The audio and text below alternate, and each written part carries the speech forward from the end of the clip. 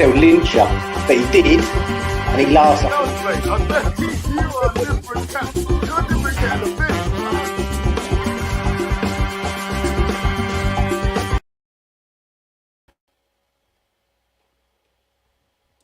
Yes, everybody, Russ and the West Ham Network. Hope you are all safe and well. The transfer window is closed shut. So let's talk about it, shall we?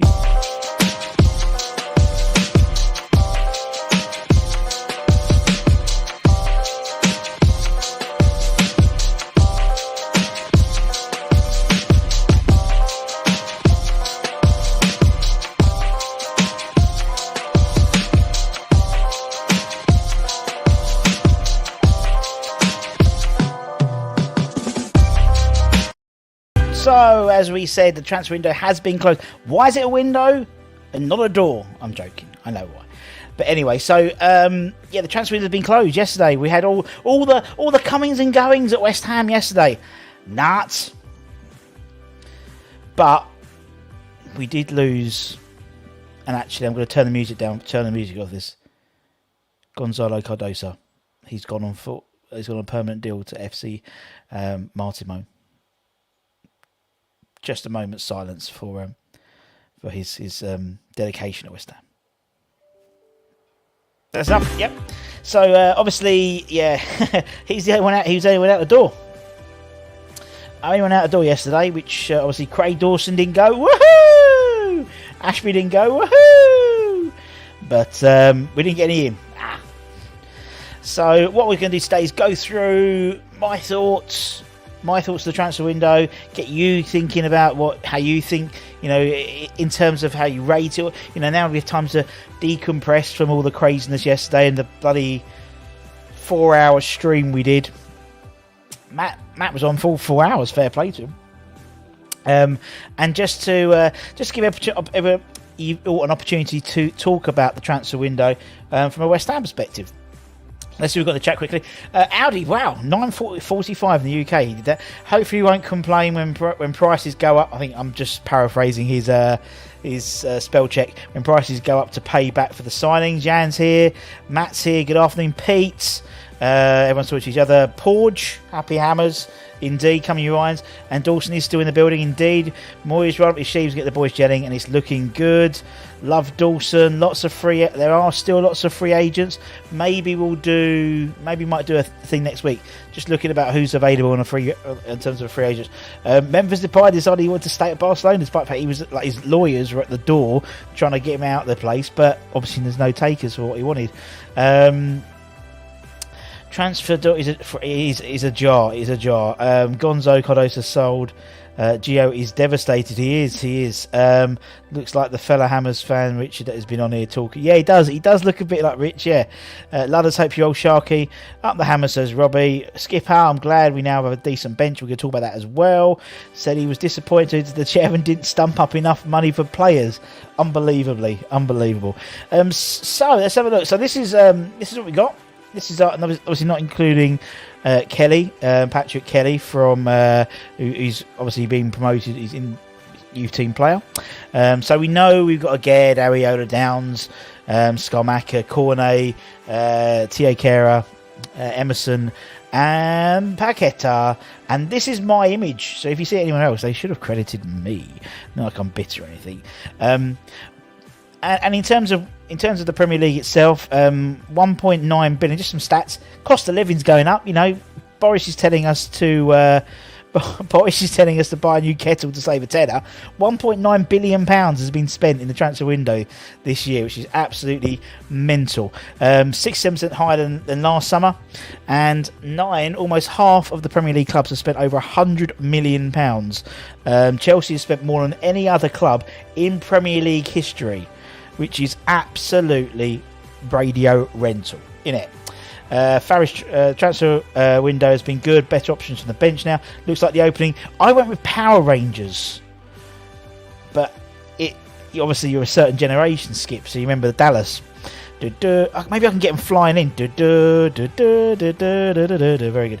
Afternoon, Michael. Hope you well. All good. Has Big Mac shaking his illness off? I don't know. Couldn't ask for more. A plus, says I at the moment. It's an A plus for it. Let's go into delve into it a little bit more. We've got in terms of Premier League clubs in total, they've signed 169 players. In the summer last year it was 148, and the previous year was 132. But obviously, 37 players more than summer of 2020 when we were deep in the COVID crisis. So it's not. I think it's on a cost per basis. I think we're spending a lot more on per player as well.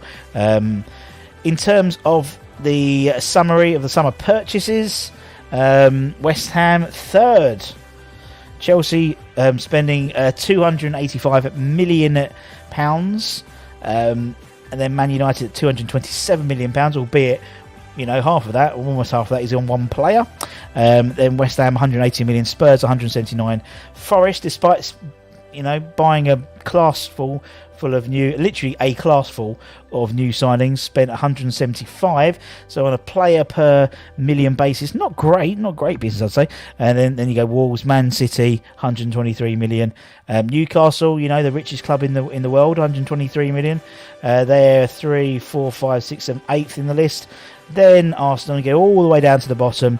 You've got managerless Bournemouth for 25 million, and Leicester, who, to be honest, if you listen to Brendan Rodgers' comments yesterday, I'm surprised he's not been sacked yet. £15 million they spent, which is not a lot at all. Let's have a quick look at the chat quick. Moy said Skamaka, I'll touch and go for Chelsea. Make a late decision. He'll have his press conference. When's the press? Or has he already had it yet?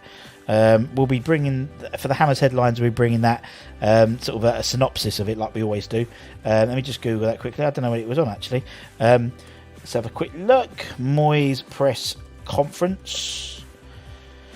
Look at it. It's 2 days ago. Pre-match. It's not. I don't think his latest one's up yet. It's not up yet. It'll be usually about this afternoon.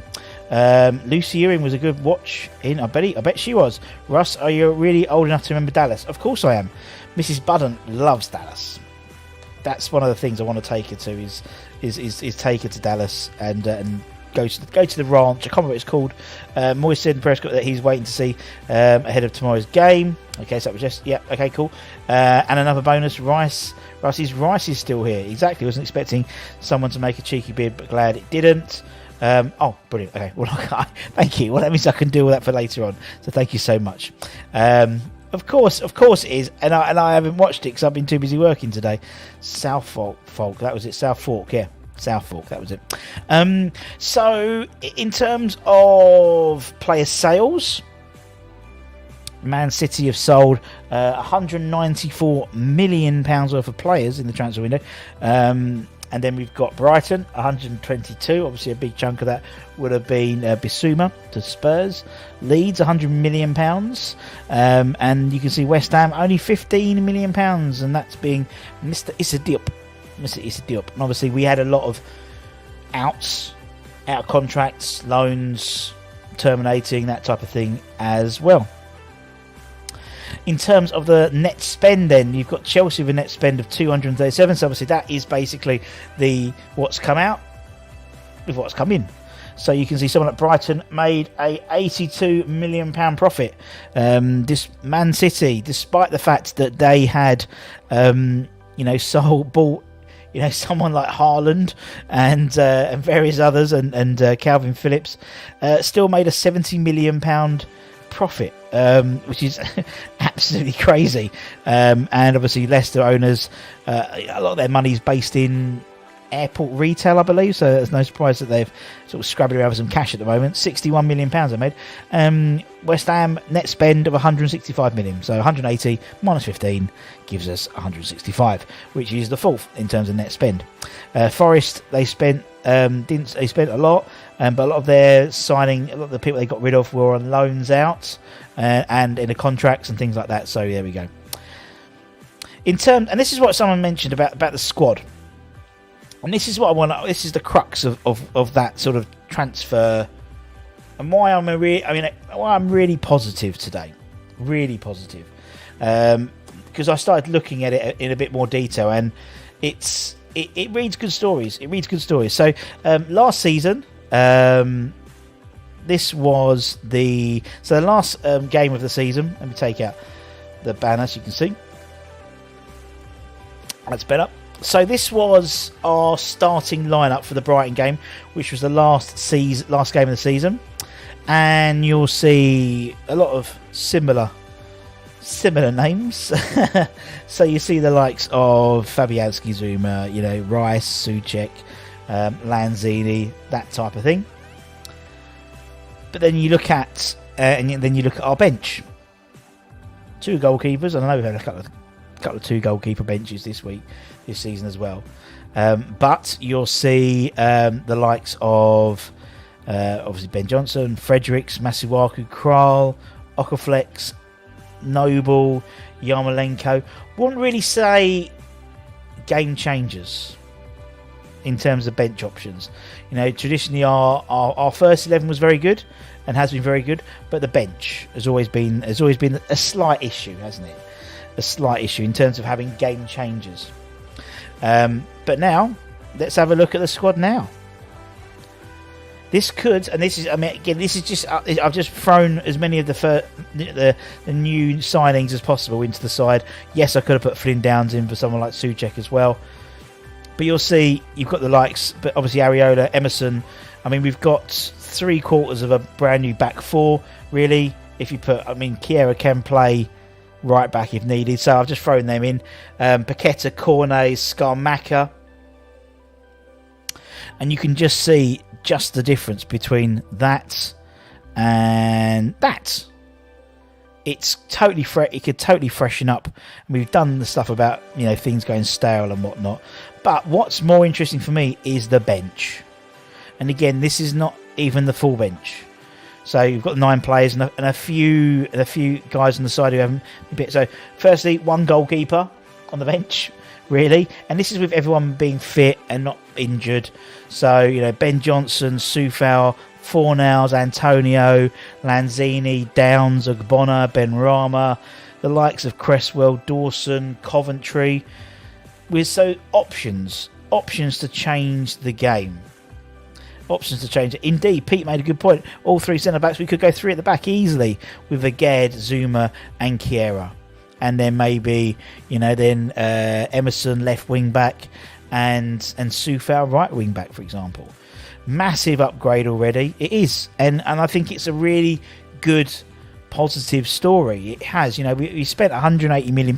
Arguably, if we'd done maybe a little bit in January, we wouldn't have to have spent so much in the summer in terms of having such a turnaround of players. But it's done, innit? It's done, and we can pick the bones afterwards. But you can see it's just the bench. The option, the change from that to that being the Brighton game, and you can almost take out Okaflex because he didn't play him at all last season. Really, there was nothing on the bench to really excite us and change the game. Compare that to now with the likes of bringing on Antonio for Skamaka. You've got Benrahma here. He could be starting with Benrahma starting. Then you've got Cornet on the bench, Lanzini, some strong some strong defensive players, as well as midfield and attacking. So across the board, we've got options. Maybe it would have been nice to have 1 or 2 more, but maybe we were being greedy then. Right back, I think with the good news being Ashby not going, I think.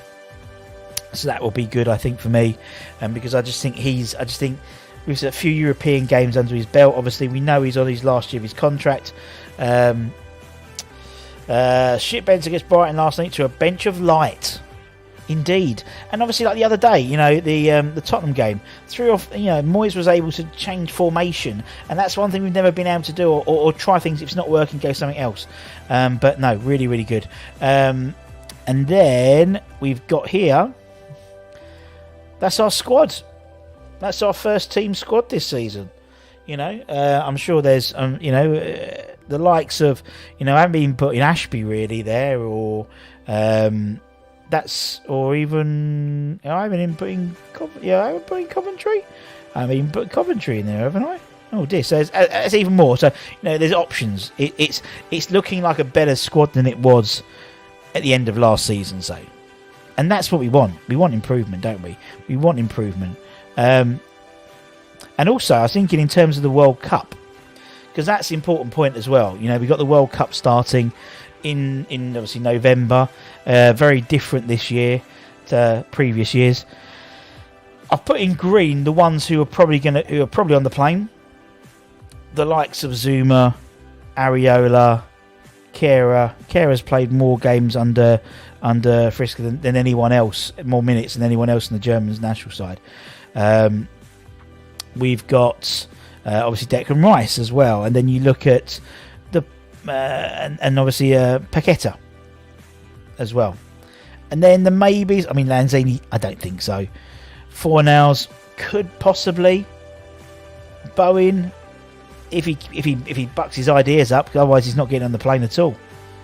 And again, obviously Morocco are in the World Cup, but whether he'll be returned from injury by then, I highly doubt, to be honest. But it's good to know. So the idea being is these guys, bar like to Paqueta, Rice, yeah. So four out of the starting 11 are going to be at the World Cup. Are pretty much guaranteed. And so it means the others can have rests. There's no Skamaka can have a rest. People saying, Haaland can have a rest in the world. Haaland's scoring like for fun at the moment. And was it every 11th shot, every 11th touch is a goal, or something ridiculous like that for him at the moment? Skamaka can have a rest. You know what I mean? Benny can have a rest. I think it's looking a bit rosy. Pete makes a great shout. Again, will be like a new signing in January, and that's probably when he's more likely to stay. RLT, no, they didn't qualify, did they? Didn't they get knocked out of the qualifiers by North Macedonia or something like that? It's yeah, exactly. Wait, sorry, someone just messaged me after lunch. There you go. What we got here? I went on a Spurs channel on Tuesday. The moaning and slagging off their players made me realise it's not our fans who criticise players and their man. It's not only our fans, mate. It's every side. Every side criticises their players. Some want Son dropped. Jesus. Apart from 6, what other numbers was retired? Can't remember what number. He wore number 39, I believe. Changed the game against Spurs. Indeed, sitting in the stands around 5 sounds about right. Piquet should lift the whole team as long as he starts him. Piquet looks some nuts. I totally agree. Love to see Ashby in the Premier League this season. Hopefully he will do. I honestly think on, in terms of potential and stat wise, I think he's better than Soufal and Ben Johnson, but he hasn't got the experience, and I think there's a balancing act, isn't there? But I honestly think he's the next one. Moisaya we trust. I think we need another centre forward, maybe a young player to bring on who can cover. We kept Big Doors, that's covered. Right back, we have covered. Surprise we was looking. I think we was looking for one in, one outs. So the whole Benyak thing was Dawson's going to go, and then okay, he's not going. Whether there was a discussion internally with Dawson, maybe giving him some more time to go and see his family or something like that. To if he's not in the squad, if he's not likely to be in the squad, so he's there on I don't know. I'm just making it up. There's obviously been a discussion there as well. Same with Ashby. I think Ashby would have gone if we'd got Anya in from Torino, possibly. I don't know. I was really gutted if he went, in all honesty, so I'm quite happy he's not. But then we did lose Gonzalo Cardosa, so yin and yang. Moyes needs a contract winning the conference because in Premier League we'll be lucky to finish 10th. Yep, fair enough. I think actually, in all honesty, it's probably easier just to concentrate on the Carabao Cup if you want to get into Europe, because because obviously we go in round 3, so obviously we're playing Blackburn in the next round, November, and it's less games to get into Europe than winning the conference. So, but I know what you mean. I think Gonzo made a really good point yesterday on Hammer's chat. Although Arsenal are in the lead, or at the top of the league, it's the way City are playing and set up now, they're going to run away with it, in my opinion. And I agree. Whatever City doesn't go for, we've got a good chance of winning. And I think that's fair enough. Afternoon, Budge. Hope you're well, my friend. Ashby and Cov need the egg whites and bench warmer as they're a little light, but they'll come good. The quality is there. I think Ashby's put on a lot. It looks like a lot of muscle recently. By what the photos Anton showed me when they were on a pre-season in St Andrews. Players looked distraught at the training ground, all in tears.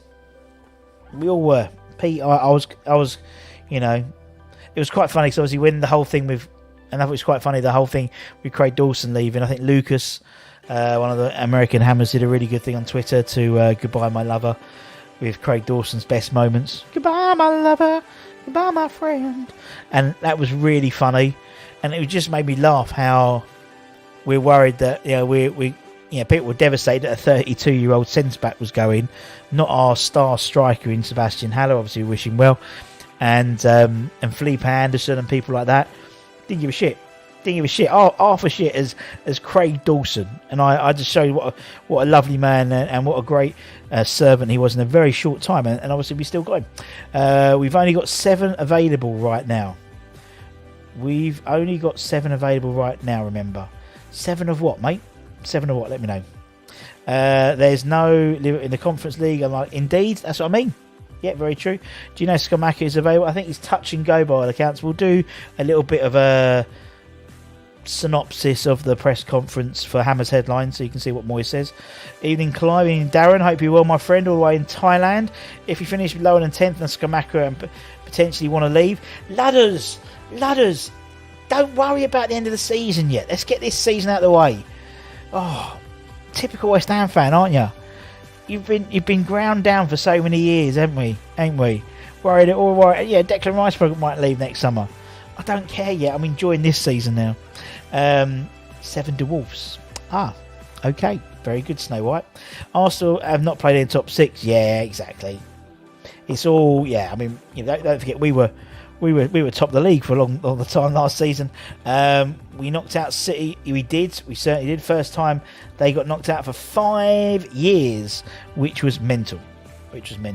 If anyone wants to come and have a chat, let me put the maybe a particularly long show today, because if everyone wants to come in and have a chat, give us their views about the transfer window, let me know. There's a little StreamYard link. All you got to do is click on that link on your phone. It takes you to the StreamYard. You put your name in, allow access to your video and your camera, press enter, and I'll pop up. I'll see you down here and I'll whack you on. Simples. In terms of what we got coming out today, we've got the Anton's doing the preview for the Chelsea game about 7 o'clock tonight. So getting videos from various people, which is cool. And then tomorrow at 10 o'clock, we've got the latest episode of... Where's my thumbnail? Oh, I must have deleted it. The next episode of Holly's show. Tweet all about it. Check that out. It'll be at 10 o'clock. It's only like a 5-6 minute show. If you haven't seen it, it's a bit like Points. For those of you who remember, we're talking about Dallas. For those of you who remember Points of View, it's a bit like Points of View, but for West Ham Twitter. It's good. It's funny. It is funny. I really enjoy it. You know, some of that little sort of wry smile about the funny things at West Ham Twitter. But that'll be on tomorrow at 10 a.m. UK time. And then at 11 a.m, you would have seen, if you're a West Ham Network subscriber, in the community tab, I think last night and early this morning, we put in a little poll. Formations, who's going to play in goal? What's all this about, Russ? Well, the idea is we've collated that information and we've put together your predicted 11. So every day before the games, we're going to be putting out the same poll for people to give us your opinions. Who's going to start in goal? What formation we're going to play? All that type of thing. Collate all the information and present to you the West Ham Network communities. Predicted 11. So that's what's coming up. So there'll be the predicted 11s. That'll be only like a 5-minute show, about 11 o'clock tomorrow. And then what we'll do is see how close that is to the actual Davy Moyes 11. Right, we've got a couple of people. Let's bring on Budge. There he is. Good morning. Good afternoon to you, sir. How are you? I'm good, thanks, Ross. How are you, sir? I'm a bit tired from last night, I'll be honest. all that transfer window fun. I know that was a long old stream, mate. I've got to be honest. That was a good one. Yeah, I really it enjoyed weren't as bad. It weren't as bad as those our ones with Peach, was it? No, not quite. But, yeah, lovely. Really enjoyed it. So thoughts about the window now. You've had a time to sleep on it. Yeah. The window's closed. Yeah. What last your views? night during your live stream, you posted a what was it, like a little voting, poll. Poll. Yeah. That's the word. And I actually put a 10 out of 10 because I think it was a 10 out of 10 window for us. I mean, we didn't expect anything for the first week or two, and then when we signed Agard and then we signed Areola on permanent, I was a little concerned that was it. I've got to be honest. But I mean, the class of players that he's brought in this year, you can't be anything but admiring it. It's a fantastic window for us. They call it. It's like one of those compilation albums. It's all. This one's all killer, no filler. Do you know what I mean? It's not like where before we've had like. Yeah. And I look at the last season at the Bowling. We brought in the likes of Jelavic. Fillers really. Manuel Emenike, people like that, and obviously going to the London Stadium, Gökhan Toure, people like that. Arbeloa, these guys who were just like literally just there to fill up numbers, and that's what Moyes has said from day one. We're not going to put any. I'm not going to buy people just to fill up a squad. I want to buy quality, and he's done it. He's done it, man. He's done it. He's been true to his word, And to be fair, we've also got to look at the fact that we've just had last season playing in Europe, this season playing in Europe. I know it's a little bit later than they stated, but the board did say that moving to the stadium would get us European football, and they were right. Yeah. So and this window is going to cement that. I think. Yeah, it's really going to cement that in place. Yeah, you're totally right, man. It's and I know it's been frustrating for some people. I know Lud was in the chat. She was like, "Oh, I remember in the last season. We haven't still signed no one. We've only got 18 players or whatever." And I know it's taken time, and there is a frustration with that, obviously, because we are 6 games in to be 6th game in the Premier League now. I think something like 4. I can't remember, I've lost count already. But we've had 5 now. 5 now. Yeah. So it's 6 games. So so it has been a frustration, but good things come to those that wait, and it's not, and it hasn't been long enough for us to have a detrimental. I know we was always going to lose against City, and Forest was always going to be it's their first game, so we might have picked up a point. We may have got nicked. We could have easily nicked a win of that Forest game, or got a point with the shots we've had on targets.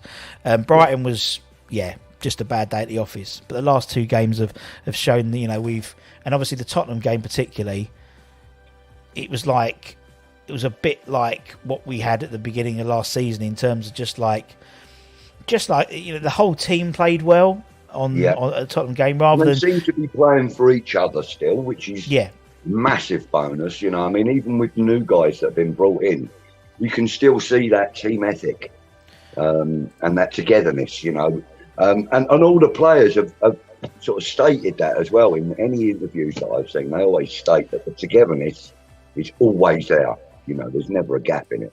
Yeah, and that's it. I mean, that's one of the things which I think we like seeing is that sort of team ethic, and that everyone's just together, everyone playing for the same cause. And as you said, by all accounts, I mean, you look at how Twitter's a great barometer, I think, and Instagram for the players, and you see Paqueta's involved in a lot of the videos and the tweets and stuff like that, and I think him, and I think Cornet needs to find the role for him, but to a man. I mean, we said it yesterday, you look at who we signed in, bar maybe Flynn for the time being.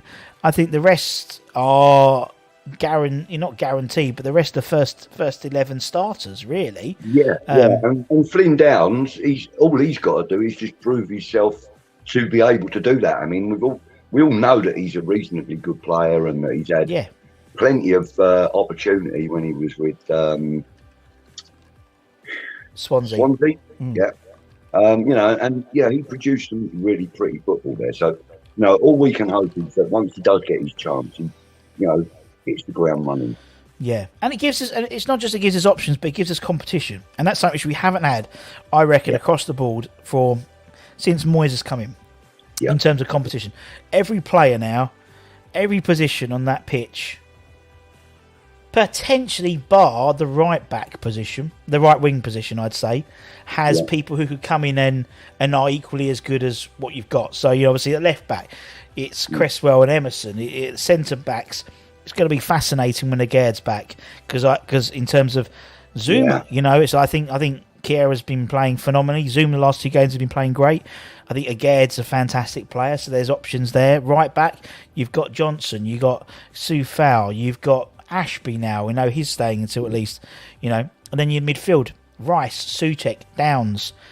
I think people wanted maybe one more in there in that position just to give it a bit more. But you can. I mean, Fornals has been playing in that position. Lanzini's been playing in that position. Yeah. And then the striker position, obviously, we've got a difference there. We've got Schumacher and Antonio. Left side, Cornet, Benrahma. You've got that number 10 slot. Paqueta, Lanzini, Fornals. Benrahma, of course, yeah, exactly. And obviously, someone like Cornet can play across that front three. So can Benrahma. So can Fornals, really. So there's so much. I wouldn't be at all surprised if Bowen could play out on the left either. Yeah, he's being a left-footed player. Yeah. Natural left winger kind of thing, rather than the inverted winger that he plays. Yeah. So we've got a lot of options in our squad now, which is so refreshing. I mean, like I was saying to somebody the other day that for the last 4 windows, we've come away feeling wounded. We've had maybe 1 or maybe 2 signings that we haven't really. Apart from Kurt Zuma. Yeah. Nobody really sort of looked at the window thinking it was a successful window. Okay, when we brought in Dawson, he exceeded our expectations, more than exceeded. But, I think over the last 4 windows, I think Kurt Zuma is basically the standout signing that we've had. Oh, yeah. Yeah. And that's sad to say that we can only point out one player in 4 windows. Yeah. And in one window, we've got a whole range of players that we can say we got standout players now. Well, we've got 3/4 of a starting 11 of the starting 11 potentially coming in there. And you're right, and I appreciate the next issue is how we're going to make them all gel, and we've got to get them into the squad, and we've got to work with Moyes' favourites as well, because there will be favourites and various others. So that's his job, and that's what he's paid the money to do. When you look at Cooper and Forest, he's got basically blood in a whole new squad. So it's and it would have been nice to maybe have done half the business in January last year and half now, but hey ho, we're just splitting hairs now, and what's done is done, innit? I mean, what we've got to look forward to now is probably within the next month or two is start seeing a change in tactics, a change in style of play, because even people like Jim White was talking with Simon Jordan on the Paqueta transfer, and even Simon Jordan said, look, Paqueta is such a good player that West Ham are going to have to adapt their play. Yeah, which we can do. We've got the players to do that. But it's always a good player, not good players, but the adaptable play. That's why Moyes likes these players who can play a number of positions, and obviously with that play a number of styles. And I think it's going to be a meeting in the minds. I think Paqueta's here, West Ham's here.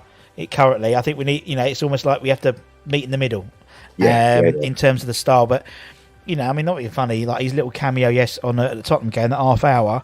For someone who hasn't trained with the team, just seemed to even kick the ball with any of the players, not even. Nah. A kickabout in the changing room. And the funny thing was, the one player he has been playing fucking football with, they got each other's way and didn't score the equaliser. Do you know what I mean? He'd been playing with Leon all fucking season last year, and it's like, if it was like Benrahma or something like that, I'd have went, fair enough, come on, it's like you know each other, you translate, he does the translating for you, so it's not like you don't know each other, you two. But he looks a special player, does Paqueta, and I think he certainly does. And you know, for the first time in a long time, you know, we've got a world class, you know, potentially a world class player within our midst. You know, like by that I mean a world class creative player. Yes. I mean, you know, I think the last one arguably has got to have been Payet, really, hasn't it? Yeah. And you know, the fact that this guy is the Brazilian first choice number 10. Yeah. Wow, really, West Ham. Wow. Yeah. Well, not just that. You've got the Brazilian first class. You've got the Brazilian number 10. You've got Italy's number 9. You've got Germany's most used international player since Frisk took over. You've got England's defensive midfielder. You know, it's not like these guys are like on the peripherals like West Ham players always used to be. Good players. I'm going back to John Moncur, Ian Bishop. You know, these guys were good players. They were good Premier League players. These are top class international players now. Yes. And that's before you even look at someone like Souček, who's, you know, captain for Czech Republic and stuff like that. It's brilliant. It's brilliant. Yeah. And, you know, for the first time in a long time, we can actually take a nice deep breath after the window and go, job done. You know? Yeah, it was probably one of the easiest, because I remember like last year, like I remember January particularly, we were sitting there like, you know, it was a bit depressing really, and you know, so much so it was. I mean, that's why I jumped in the car and drove to Rush Green just to do something funny outside the ground, just to try and like, you know, make everyone laugh a little bit, because it was they're all doom and gloom. This time we just sat back. Everyone just sat back and watched. Everyone else watched the likes of Leicester squirm and people like that. You know, don't forget Leicester were told, we were always told that Leicester had really good owners. Well, they've basically put Brendan Rodgers under the bus now. They have. And now they'll probably completely throw him under it because of his statement saying, I wasn't supported in the window. See, I'm surprised. I'm genuinely surprised he hasn't been sacked because of that. Because you know, a lot of those owners don't like, you know, you keep they don't like having finger points, do they? No, you keep your dirty washing inside. You know, you don't put it on the line. You clean it first before you put it on the line. Whereas and Scott Parker did the same thing in Bournemouth, and then they lost 9-0 and he gets sacked. So yeah. I think that result brought about an inevitable conclusion with Scotty Parker. I don't think he was destined to be there for the season. I think they thought that it would be. It was like, for me, like they were going for like the Burnley approach, which, you know, where Burnley sort of yo-yo between the two divisions, didn't really invest a lot, sold a couple of really good players, bought a couple of cheaper players in, and just used that parachute payment to bulk up a sort of a war chest, really. But I don't think it's going to work for them. And I think Leicester are in trouble as well, and I think Everton are in trouble. I think, you know, and you look at Villa as well. I mean, Villa have gone out and spent a lot of wages on big players, and one of them's got done his metatarsal and is out for the season. And they had to get Benyak from Southampton, who we were going to get as our sort of fourth choice, you know, centre back, you know, or fifth choice centre back. So it's going to be interesting what happens with everything comes out the wash. Luckily, Aubameyang hasn't been signed in time to play against us, I don't think, tomorrow, which is great, because he always scores against us, and so that's not a bad thing. For West Ham to attract players like this just shows where we've gotten in the last couple of seasons. Still think maybe a bit consistent for a while, but good times are ahead, says Richard. Parker was sacked because he criticised, and they lost 9-0 as well, probably didn't help. I'd be surprised if Brendan is at Leicester in the new year, because obviously, I mean, this year is different, Budge, isn't it? Because we've got the World Cup bang in the middle. So any momentum you get leading into the World Cup, you've lost, because you come back. And you're going to have people come back injured. You're going to get knackered. You're going to have then the transfer window opens. You know, so it's going to be like such a weird season. It will. It's imperative we try and get as many from now on. Try and get as many points on the board until then, because, you know, we did. I mean, I put up that thing. Where is it? So I put that up with like the people who could potentially be going to the World Cup.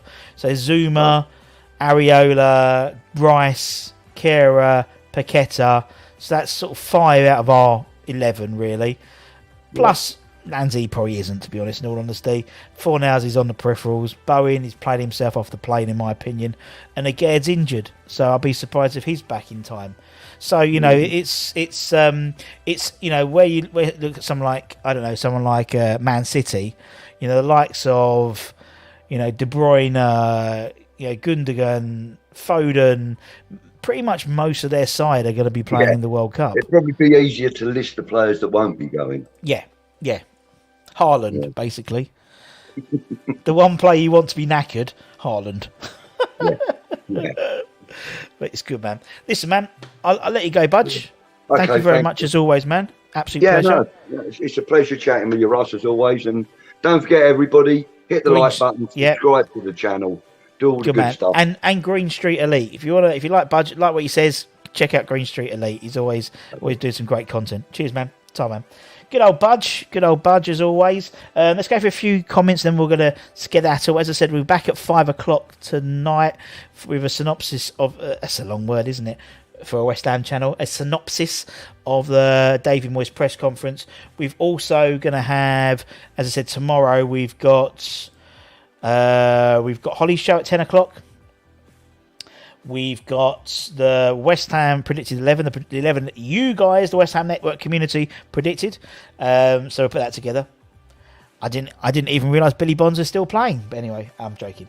And then we'll have the watch along. We'll also have Harry's 5-minute preview, match day morning. That'll be probably at 9 o'clock-ish probably. So it's going to be lots of little short videos. Then the watch along tomorrow, hopefully, and then the review show afterwards, and then the rating show on Saturday.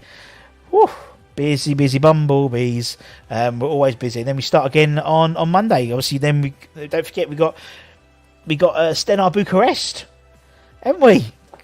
Europa Conference League football starts on Thursday back at the London Stadium, so we'll have that and if you go in, you'll have DJ Tony probably there doing his with the fire and the flames and the light shows and all that stuff. Hopefully trying to get next Hammer on next week for you as well. And we're working on book. Obviously, we book it all the time, but we're working on a couple of really good ones. But we've got some, but in the meantime, that's really harsh. But we've got plenty lined up. If that makes sense. Like the likes of people like Pedro Obiang, we work. It takes more time to work for getting them on than Slates or something like that. I mean, no disrespect to him, but but I love Slates. But you know what I mean. So it's it's trickier with the people who are currently playing because you have to sort of pre-record and stuff like that. But there's loads of stuff coming up, loads of celebrity hammers as well. If you saw our review show, we had Mark Simmons, who just returned back from his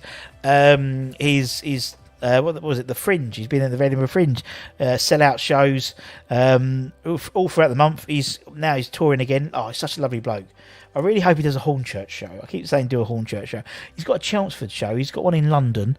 He's at the Leicester City Theatre for a couple of nights. But check him out. Lovely bloke. We've done a Miami's 11 with him. And lots of other stuff coming up. Loads of stuff coming up. Loads of stuff. So make sure you subscribe. We're trying to do lots of different little video and get some bits you might not like, some bits you like. It's like a TV show. You don't watch everything, don't you? You don't watch the whole of BBC One. You pick and choose. And that's what we do. So if you like what we do, please subscribe. And please hit the bell notification so you're made aware anytime we put content on. Loads coming up, as I said. Maybe become a channel member. Channel members get entered into our prize draws. Probably do a prize draw maybe on Monday for the September. Basically, we do sort of two types of draws. We do a Monday draw. We do every month a memorabilia draw. Some signed bit of merch from a ex-West Ham player, and then we do sort of in between. We do weekly shirt draws for one of our sponsors, Untuck It. Great shirts.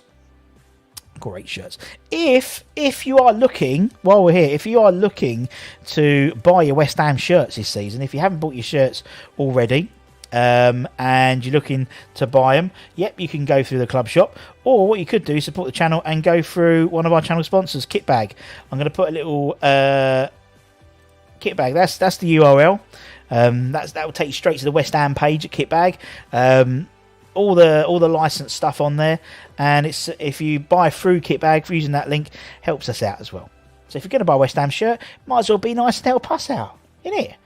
the club still get the money anyway for the shirt because it's licensed product. But all the West Ham shirts are on there. I think as they always have deals on there in terms of, it's worth just checking that out. Use it, maybe even bookmarking that. Go back in. They do retro shirts and stuff like that as well. But check out Kit Bag. They are lovely as always. And that's it, guys. So take care. Stay safe. Stay lucky. Stay cheeky. Stay positive. Have your Friday fish and chips. Friday night kebab for the Rusty Budden household. Flo's back at school. First day back. Year 6. Last year at primary school. I did shed a tear this morning. I'll be honest. It's the last year in little school. Next year, big girl school. Anyway, before I get emotional, take care. Stay safe. Hope you enjoyed today. And I'll see you guys very, very, very soon. Ciao for now, my friends.